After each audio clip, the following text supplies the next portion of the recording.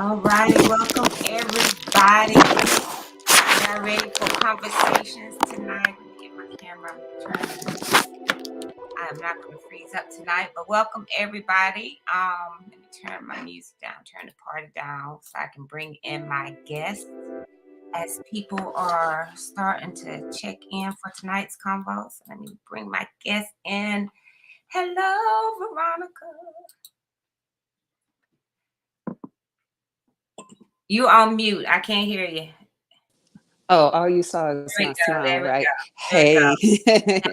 how you Hey, doing? welcome. Hi. I am doing well. Glad to have you here tonight on this rainy night, so we can have some good dialogue. I got my wine. Hmm. I'm ready for the convo. So, everybody that's tuning in, welcome to tonight's conversation on sex, love, relationships. As y'all have tuned in, I'm Asha Sims. Welcome. And this is just conversation for us that is often being held, but it needs to be general knowledge to all, male, females, whoever is tuning in, of what we can gain and learn from the different guests that I have on here. So tonight I have the lovely goddess Veronica Marie. She's like my trainer. She tried to keep me motivated. I fall off the boat, but hey, I get in there. That's one person that has kept me motivated and working Hmm. out. So I am thankful for her. But she is here. Veronica is someone that I noticed her on social media with what she's teaching about the whole feminine essence and embracing her a feminine goddess energy and just educating many on relationships and lifestyles and just different views. So I'm excited to have her here today. And coming from down in the bayou, what a lady. Yes. Well, welcome, Veronica. How you feeling tonight? I'm feeling good tonight. Thank you. I'm glad to be here. I'm excited, as always, to share this good information, just to give people a different perspective. I'm Yeah. glad to be in this goddess energy, and it's just good to be here. I'm Well, grateful, thank you for excited. being here. You're looking beautiful as always. So Thank you. tonight, as always, I have topics of conversations, but one of the reasons why I did want to have you on the show is just to talk about your perspective on relationships and the poly life. And I think that is so important because often, as we're here, sometimes terms start getting thrown around and then it's so commercialized. It's like the end thing and the fad thing to do and everything. But I always say for people, whatever they explore, whatever they choose, do your research, talk to people, find out more about it before you pass judgment. You may like, I always tell people, you never know, you may like it. But we Hmm. often hear about the poly lifestyle coming from the masculine Mm. perception, which leads some females to really think, oh, it's just men just want multiple women and things. But it go both ways. I mean, the poly life, it is not even about, it's just about what you want, but having a Hmm. sense of self. But you do a lot with educating um others about the lifestyle and having more information. But if you don't mind just introducing yourself and then tell a little bit about what you're trying to promote and for those who don't know what it is and because it's not really one set definition. That's one thing. I can't put everything in one box, but just tell a little bit from your view on what, for the general, on what it is and what your beliefs are with it when it comes to the poly lifestyle. Cool, cool, cool. So, my name is Veronica Marie, and I am a fitness coach, a nutrition coach, an emotional wellness coach, and also a feminine wisdom mentor. And I always like to say I'm real passionate about helping people live a healthy and a happy life because I want to live a healthy and a happy life. And my specialty is emotional wellness and shadow work. That's where I really thrive. And so, polyamory polyamory. So the word polyamory has two parts: poly, meaning more than one, amory, meaning love, right? And a lot of times when we think about polyamory, people conjure these visions of the things they've seen in the media. They think about sister wives, Mm-hmm. okay? That's polygamy. They think about polyandry, one woman and multiple men. All right, but polyamory is different. It is not polygamy. It is not polyandry. It also is not consensual non-monogamy, even though that could be considered a form of poly. The way that I'm talking about it, in the sense that I'm talking about, is a freedom-based love style. I heard somebody call it a love style, and I like that, right? Mhm. And so, because we are in this monogamous world, people have a lot of apprehensions because the first thing they go is, okay, so let's bring up the points, the points that people usually bring up. Number one, they talk about soul ties. Do you not know that you are tying yourself, because they're thinking about orgies? Okay, Right. they're thinking about threesomes. They're thinking about sex in this way, because in monogamy, one of the defining characteristics of a relationship commitment is sex. And if we Mhm. have a sexless relationship, then we have a problem, right? So monogamous people think that polyamorous people are thinking the same way, and we are not. Okay. So it's more than what we do, it's how we think. And we do not think on those same terms. For example, polyamorous people can have romantic connections that we are not intimate with sexually. Okay, so there are many types of romantic relationships, but because we don't have that general education, people are thinking of one thing, and that is sex. They're thinking, oh, do you not know about STDs? Because they think when you're in a relationship, you have sex with everyone you're in a relationship Right. with. Right. And even if a person chooses to, that's their business, right? But we Mhm. have so much sexual suppression. Sex is dirty, sex is this, sex is that. And it makes us just clam and cringe up. But in polyamory, we are thinking differently. There's some key thought processes that cause us to diverge from monogamous people. Sometimes when I entertain monogamous people, they'll be like, oh, it's the same thing. You're just single. Why don't you just call yourself single? Because it's not the same. Mm. A single polyamorous person is not the same lifestyle as a single monogamous person. And here's why. Because when a single monogamous person is ready to get in a relationship, they're going to get in a monogamous relationship. When a single polyamorous person gets in relationships or relationship, because you can have one relationship and still be polyamorous, but when we do that, we're going to get into it in a polyamorous way. So it's not the same as being single. It's not the same as date who you want, do what you want. You don't want to be accountable, you just want to be a player. It's none of that. All right, so I'd like to talk about what it is, but I'm gonna stop right there and see what you think about that so Right. far. And I think, and that what you're saying is so key, because in it, it sounds like it's just another level of love. Because I was just having this conversation with some clients where it was a situation where the young lady was still upset because her boyfriend at the time was still doing certain things for the ex-girlfriend. And so Mhm. in that process where I was talking about what is threatening you with that, because you don't feel he's quote cheating.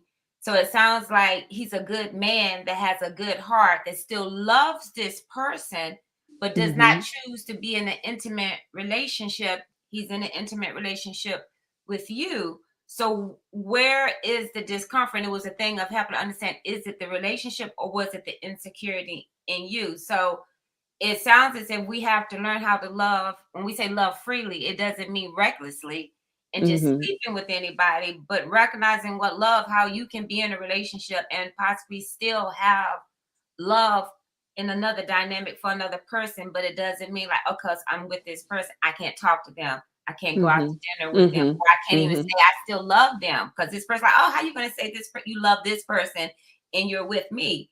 And I Mhm. think it's somewhat of a selfish mindset. I mean, some Mhm. may feel differently, but who are we to put a restraint on how we love if it's Mhm. pure and if it's authentic? And I think, like you said, in our society, sex is a lower frequency, it's more lust, it's more repressed energy, it's a lot of repression in it.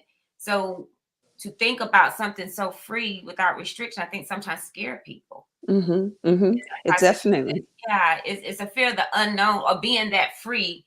And what does that look like? Because so much has kept you constricted. But then we look at the issues of divorce in relationships because of quote cheating. And sometimes cheating is basically they still have love for another person they were once with, but now that is not what monogamy and this all the dynamics. So in your opinion, in that lifestyle, I always say in working with the clients in relationships, it does require a strong sense of self.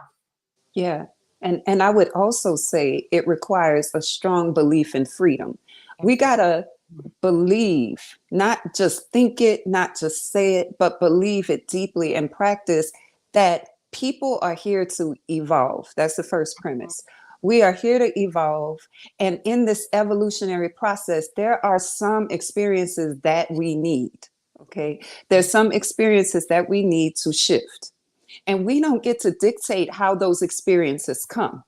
Okay. And so when the experience comes, we got to believe that as adults, we are free to move about this life in a way that benefits us. Right. So you got to believe that, because if you don't believe that, then you're going to be believing that this person should sacrifice what they want, what they desire for what you don't want them to do. You want them to sacrifice their own desires for you. You got to believe deeply. You got to believe this deeply, that you don't need to be everything to your partner. I don't feel like I need to be everything, because I can't be everything. And I don't want to be everything. Okay. So when you think about monogamous couples and they're fussing because the person doesn't spend time with them, the person isn't having enough sex, the person isn't doing this enough, and they stop doing this and that, and they stay in just this cycle of complaining. But you can create an experience that you enjoy, which is not threatening, because you have all the components of a secure relationship. You just realize that there's some experiences I want to have. We all have been in those situations where a person comes out of your past, they call you. You got to run and hide in the bathroom or something. Because if you're sitting next to your person, who is that? Why you know, right. Why are you talking to them? Why you have something to say? Why? Because I want to, because I'm grown, because I still care about this person and I want to have conversations with them. And I don't want to feel bound by it, you know? Or you meet somebody out and you really want to exchange information, but I got somebody at home. All right. So I don't think everybody needs to be polyamorous, because I don't think it's for everybody. Okay. Some people, we need all kinds of people in this world. But I do think there is a group of people who thrive in polyamorous relationships. And those people have never been satisfied in just a relationship with one person. Yeah. There's a lot of expectations for something to put on one person. Hold it, to be disappointed or put that pressure on them to live up to it, and they're doing the best that they can. Do you feel a lot of you have to release a lot of ego in the process of being in a, or is it no different than being a monogamous? I guess it's still, I always want to think it's the mindset. We want to think it's going to be this totally different, but it's still mindset, and those you involve yourself with of that same mindset. Yeah. See, because we all come out of monogamy first, most of us do, right? So we have to contend with the thought processes and the belief systems that monogamy has conditioned into us, right? So in monogamy, for example, if you get involved with more than one person, the person you were involved with first may risk loss. You might leave them. You might give your resources to someone else. You might not attend to them. They might lose if you love someone else. In polyamory, there's no loss, right? Because we understand how we're navigating this. We're communicating. We have the belief systems to support it. It's a whole different lifestyle. So ego does come into play because we're still carrying around a monogamous type of ego, right? And I believe that the ego is so necessary.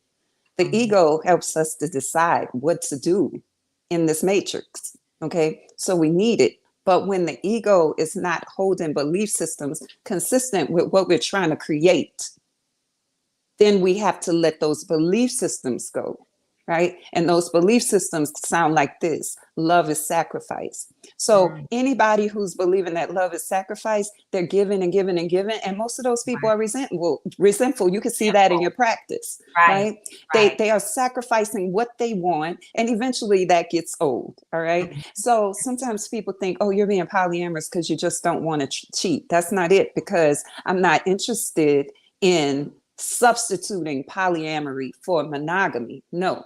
But what I am saying is I like the freedom of living my life on my terms while still having committed partnerships. People think you can't have a committed partnership in polyamory. Oh, but you definitely can. And there's so many variations of it. There's not just one couple opening themselves to someone else, right? There's so many variations, and the polyamorous individuals get to create that. It's a whole blank canvas, and you get to create how you want it to look like with the people you're involved in with. Now, it does mean that you're going to have to deal with some jealousy, all right? And jealousy comes about because you believe that somebody else is going to get what you want and you're not going to get it. Or you believe less than, or you believe that you're entitled to the whole thing and you might not get the whole thing and you're upset. You feel insecure in the relationship. So yeah, all of those things have to go. Whether you're monogamous or not, you need to contend with those things. But the way, because some people say, I'll just try to stop being jealous. I'll try to stop. You can't try to stop. What you've got to do is change the belief system. I really do believe that people need their experiences. So when a person I'm in a relationship with says, you know, I met somebody, I don't feel threatened by that. Not anymore. Because I used to feel threatened, you know, and I had a hard time and a lot of turbulence. But I knew that polyamory was for me because I was able to view it and see it from so many different perspectives. And I knew that I had good communication skills. Whether you're monogamous or polyamorous, you need good communication skills. You need emotional intelligence. You need self-awareness, willingness to be open, all of this, right? So the ego has to go away in the sense that the belief systems have to shift in order to be polyamorous. I've seen people who will say, I'm polyamorous, but they don't have polyamorous belief systems. Those people are still dysfunctional. Those people are still getting jealous and fussing and going through phones and emails and all of this stuff, seeing the person out and getting upset. So these people are saying they're polyamorous, but their mind is monogamous. So in order to really shift into a place where you no longer feel that jealousy, or you feel it less and less and less, the belief systems have to shift. It really, that reprogramming is going to be key on how successful it is. And within that life, do you feel, because often there's this stigma of it's okay for men. When women do it, they have to deal with the stigma of you just want to be loose and wild. So many stigmas in the world, but I think it's a thing of we have to also begin to realize that we have our own rights and needs. And it's so many women that I work with that are repressing their true sensual identity, sexual identity, because of a lot of the stigmas, which is leading to depression and even other health issues, because I don't think people realize this primal sense of energy that we have is our life force energy, and how that shows up and how it's transmuted through relationships. Not realizing relationships are really just reflections for us to grow. Everybody that we deal with is really a part of us. And so learning those relationships and what triggers us to help us have a sense of security in that. Do you feel that when people talk about the I hear often that it's because of past traumas, but I always say it's not necessarily past trauma. The trauma is coming from having an open, loving heart and having to minimize how you love into these day-to-day rules and guidelines. Would you say now, as at this point in time in life and being free with your choices, that you feel healthier emotionally and mentally compared to other relationships from the past now that you have this new mindset? Yeah. See, the thing is, when we have this collective mind, the collective mind is thinking the same way, believing the same way, agreeing with the same thing. So as soon as you have somebody who comes in on the outside with a different thought, right? a different way of being. They're seen as a deviant. And if we're deviant, then we got to find out why they're deviating and get them back over here. It's because of trauma. It's because of pain. It's because of this. It's because of that. But that's because they're so entrenched in the collective mind. Your screen froze, and I want to make sure you can hear me. I'm here. Okay. Mm-hmm. So if we didn't have that collective mind stating the norm, putting the standard up, then we wouldn't be trying to find a problem with a person being polyamorous, right? Because it's not a problem. It's a difference. It's a variation on the continuum of desire concerning love. But we have a problem receiving variations, And so sometimes people try to make polyamory a problem. It's a problem for the person making it a problem, but it is not a problem for the people who are operating in health and wellness. And I will say that since I've been polyamorous and able to move autonomously, able to communicate honestly, because people say, oh, we want honesty. No, you really don't. Because when a person tells you that they're dating somebody else, you're getting upset. You don't know how to handle it. They stop telling you. They see more people. It's this whole vicious cycle. People say they want honesty. They don't really want honesty. They want you to tell them what they want to hear and be how you want them to be. They want you to be the illusion for them, right?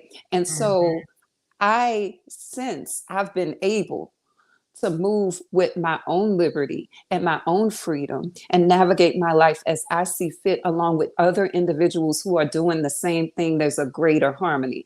Am I saying there's no problems? Well, we're humans. We're going to disagree. We're going to clash because that's the way that we grow.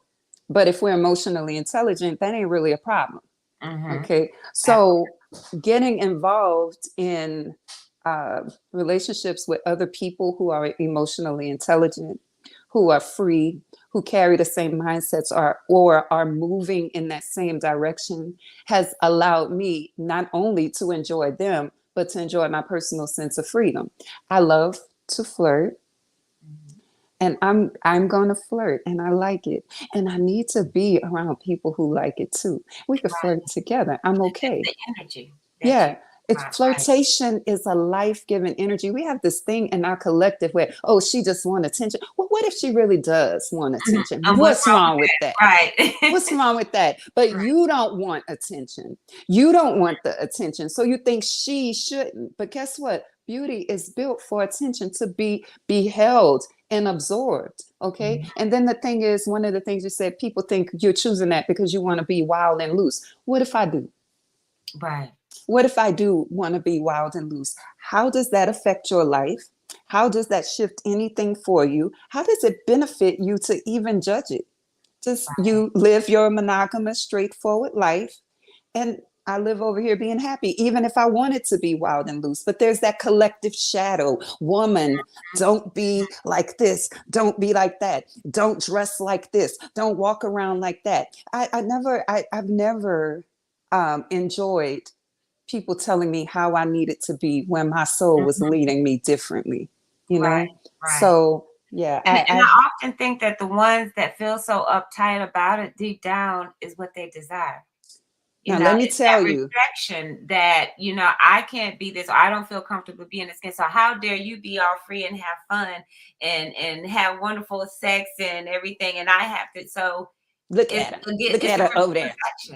Just having all that sex. Right. No, already know the fact that because you are poly, they think you sexing everybody and having sex all the time. I kind of wish that was true, Right. But polyamorous people be having the least sex of all because we're not focused on it. It's a monogamous mind that's focused on who you're having sex with. Okay.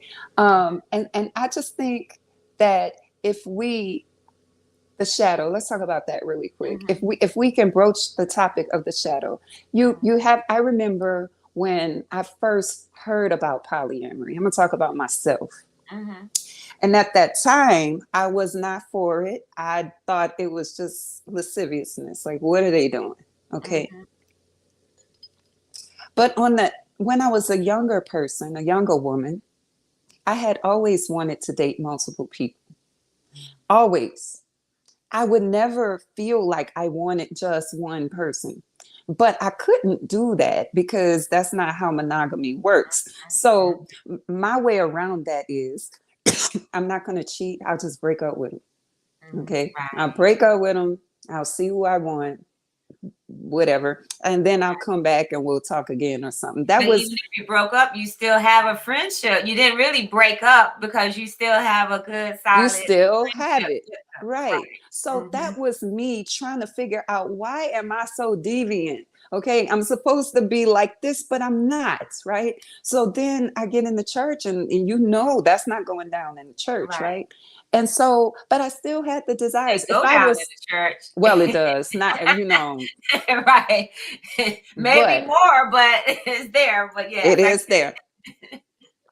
But I wasn't able to admit it that I want to see more than one person. I wasn't even able to verbalize it to myself. But when Mhm. I was honest, I really looked at people like, how can they do that? How Mhm. do what mindset do they have that allows them to do that?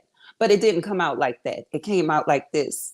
They just all over the place. They need to settle down. They need to do this. They need, that's what it sounded like. But on the inside, I am a testimony that that is the shadow on the inside. You can't Right. stand, your shadow can't stand that it's like this inside of you. And it can't stand that other people are not like this. How Right. dare they? The world is not safe, because that means at any moment, like there's so many people scared of themselves. Like me, for example, I wouldn't even look at another person when I was in a committed relationship because I didn't want my desire to stir up.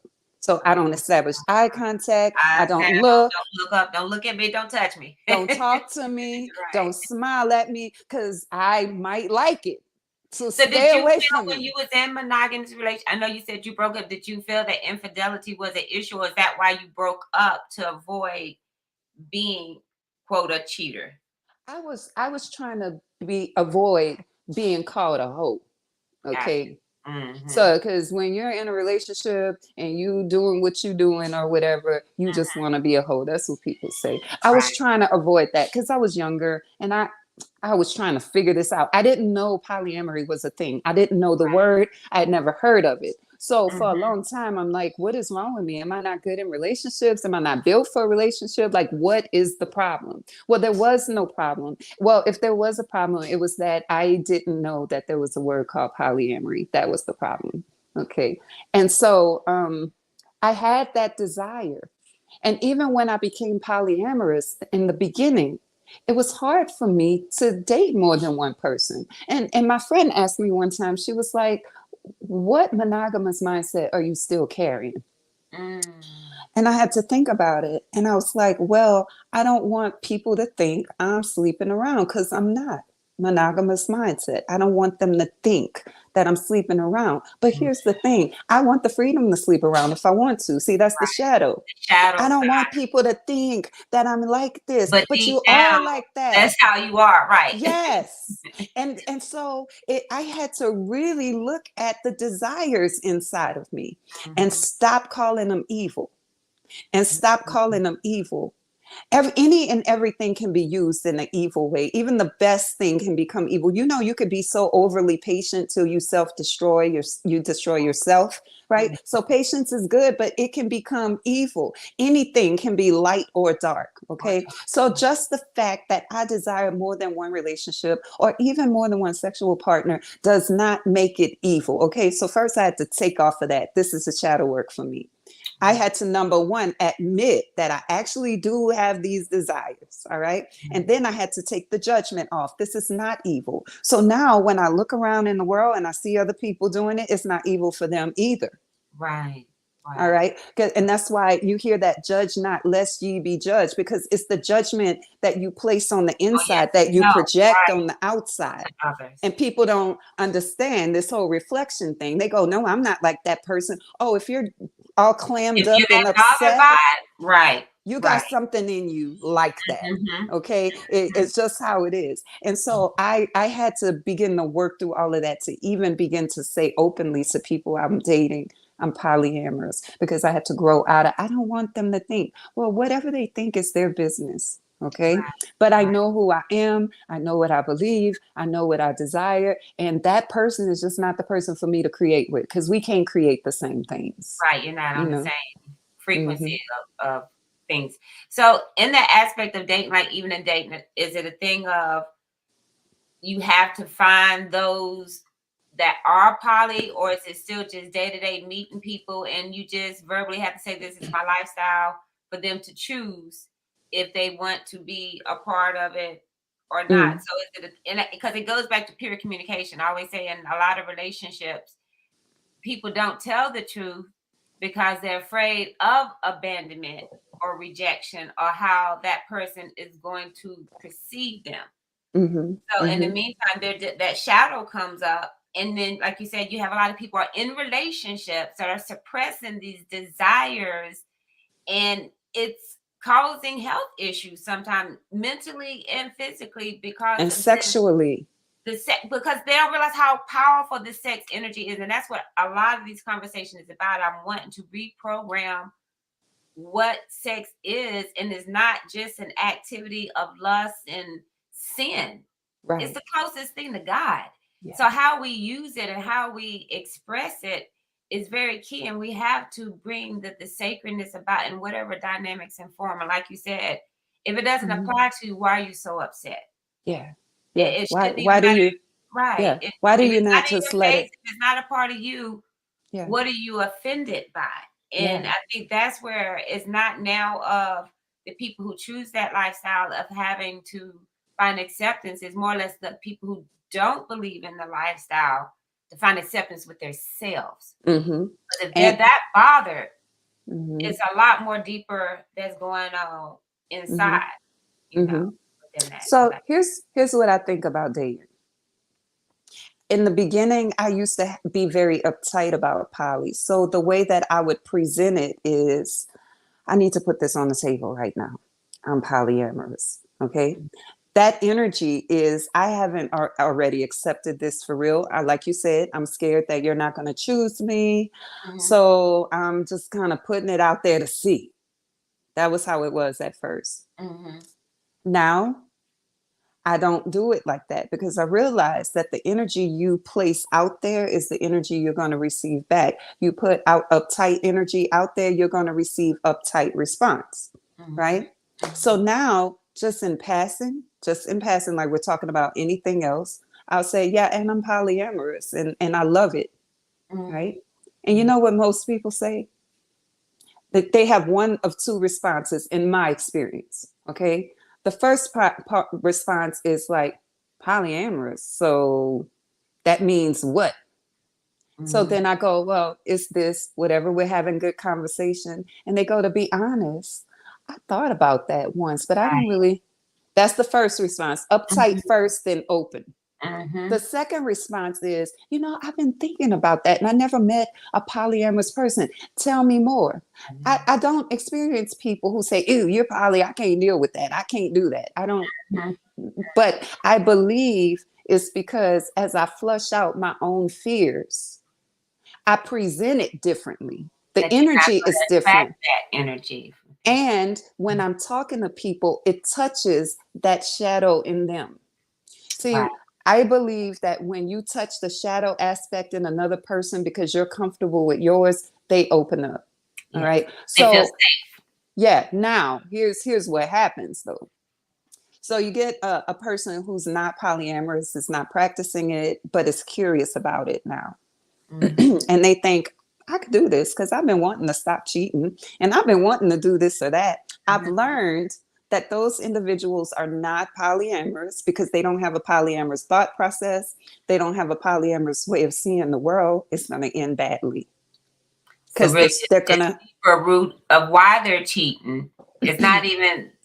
I like what you said because I often think because they cheat, then I might as well be poly since I can't be committed. So it's really deeper than that. It's a level right. of commitment of self that Mm-hmm. is causing the cheating, regardless of the type of relationship that you're in. It's still a conflict somewhere within inside of the And person. yeah, and I would like to add that there's shame in the desire still, because a person who's cheating is living in shame in some kind of way. right? Internalize. And so if their reference point is, I don't want to cheat, then you still have some shame to manage, right? Or And you if got you have, desires that you're suppressing. Because right, then before, you're right. ashamed of them, right? Mhm. So inevitably, you're going to try to offer that shame to me because you haven't diminished it within yourself. So you're going to try to want me to feel ashamed for wanting to talk to other people, for going out with other people. You're going to be jealous and having a problem because you are not polyamorous yet. You are interested in polyamory. I have been around the block with those situations a time or two, and I'll tell you, I've learned that's not the experience I want to create. I prefer meeting other polyamorous people. That's what I prefer. I don't exclude other people because if I like them, I like them. And I see what my level of tolerance is and Right. what our ability to move together is. Like how fluid are they and open, that matters. But I usually just really like to meet polyamorous people. And I found that even in polyamorous people, there's levels to it. Because there's some polyamorous people who have been practicing a certain kind of polyamory. Like, for example, some of them have had nesting partners, right? Or primary partners. And they decide how they're going to move in their polyamory, right? That still promotes some jealousy, some ownership, some possessive, some agreement. It still promotes some of that. So Mhm. even if I meet a polyamorous person who is used to that type of dynamic, I may have to navigate that carefully, Right. right? Because right now, for me, I am poly solo. That means that I'm not in a committed relationship, right? And if I deal with someone who is used to a committed relationship, even in polyamory, and they're not all the way open, we're going to have some dilemma. So I like to focus on enjoying people. That's number one. Mhm. I will enjoy a person whether they're polyamorous, monogamous, or whatever. I love to just learn about people, right? I love to create moments with people. Now, in order for us to look at the future and see if there's something else, now we got to talk about alignment. Where are we aligned? Where are we not aligned? Where can we come into closer alignment without sacrifice? Right. I always tell people I don't even like to compromise, okay? Right. Because that in itself is still a sacrifice. You have to give up something that you really Something. want. I Right. believe in creating an existence together that we're both happy with, that we both feel good about. And if we can't co-create that, then what can we co-create? Right. And that's the beauty of polyamory. So it doesn't have to look one way. Just because we're dating and we find that this particular piece is out of alignment, that doesn't mean I need to cut you off, break up, not talk to you. We find a happy place between Right. us. Redefine that. Right. Yeah, yeah. And if you don't believe that you have to be everything, that is beautiful. Because here we could have the most beautiful discussions, we could cuddle, we could love, but I don't have to be physically attracted to you. We Mhm. don't have to be having sex, And but I I could think still that's the hug you. point because people think that again is the relationship is based upon sex, but that Hmm. person could just be a good person that makes you feel safe. They stimulate you mentally when you're around. You brainstorm. They excite you. Still have that same adrenaline. It may not be the sexual energy, but it's a chemistry. Yes, a chemistry. It's a Yes. chemistry between the two. Hmm. So you can still love this person and have this heartstring, but like, oh my God, they get my mind going. They do this to Hmm. me, they do that. So the person over here that's with them would then feel insecure because this person is generating a type of energy that I'm not able.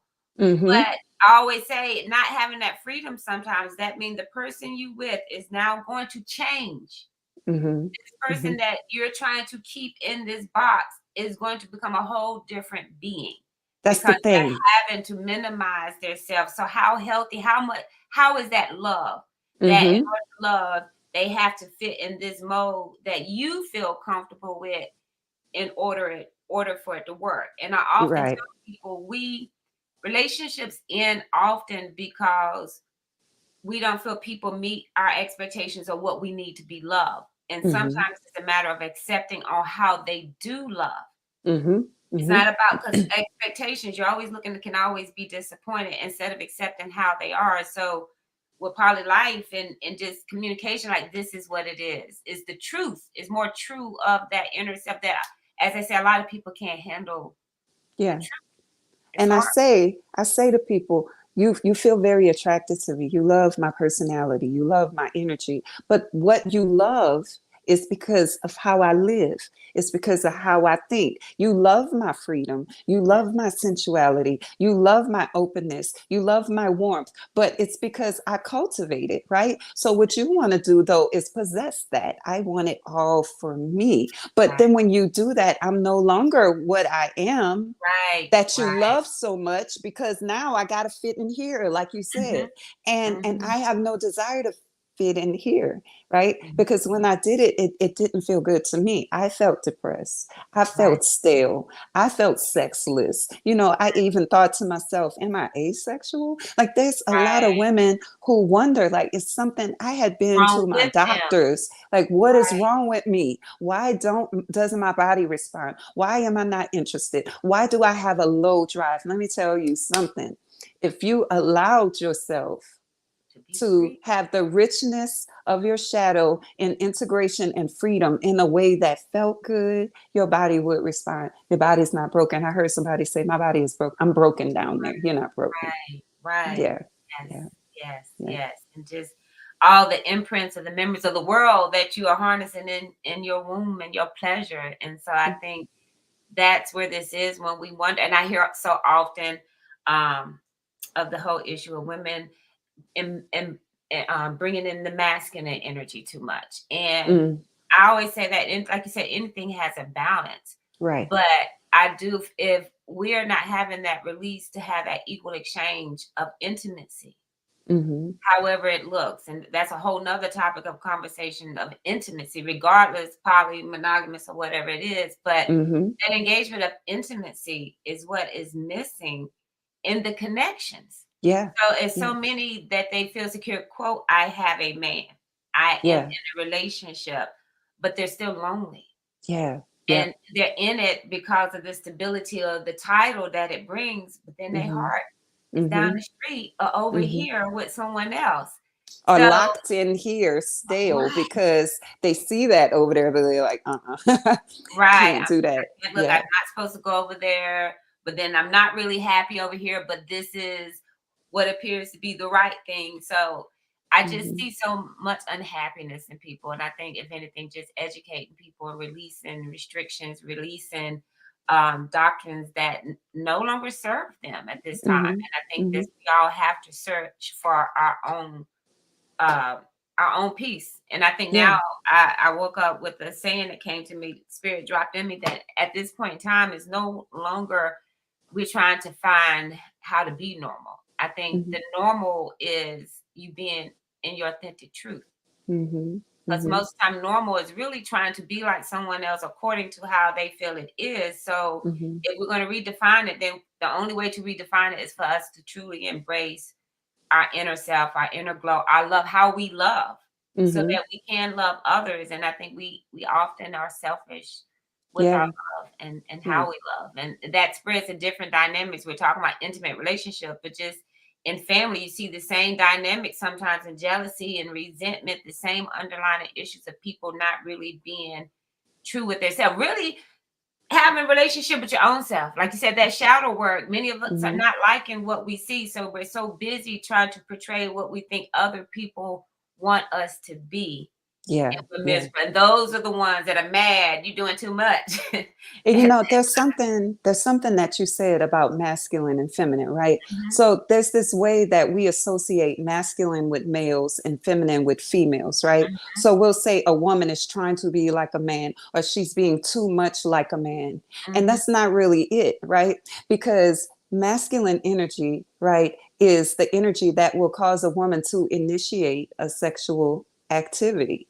You mhm, want her to be in her masculine, right? But the feminine is the part that also allows us to receive. So males can be in their feminine and females can be in their masculine. We find the dark feminine very alluring, that she can become the pursuer. Right. right, That's the element of fantasy. We're talking about shadow here, right? mhm, And so a woman with masculine energy is not always hard.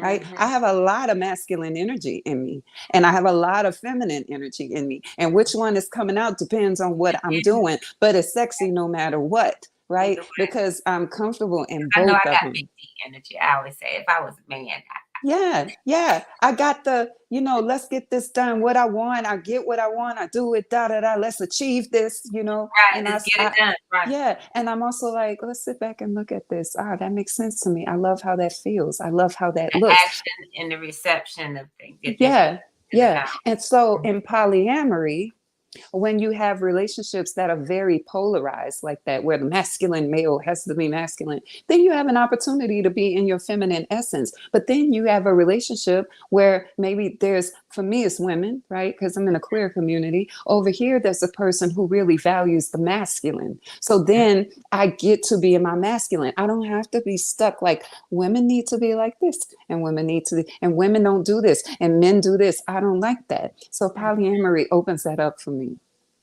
Freedom. Yeah.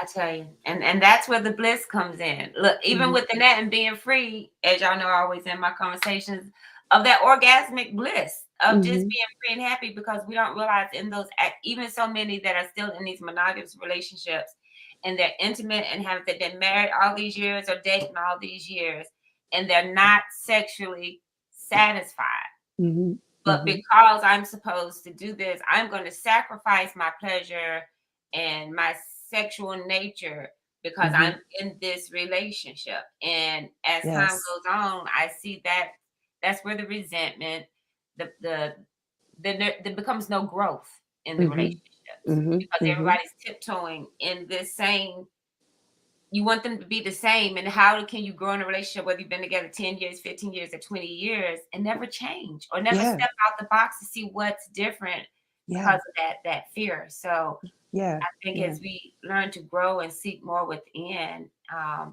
we may see a different way of life and be more pleasurable and joy, Mhm. see those Mhm. opportunities. I think, like what you said, being in the present, Yes. creating memories in the now. And that's how I always felt that anybody I've been involved with, their experiences. I can't really think of so many. I don't really have any exes I can really say we're not speaking, um, we're not talking. There's still beautiful friendships. And Mhm. it's even hard to say sometimes if I'm in a relationship that I'm not going to talk to them anymore.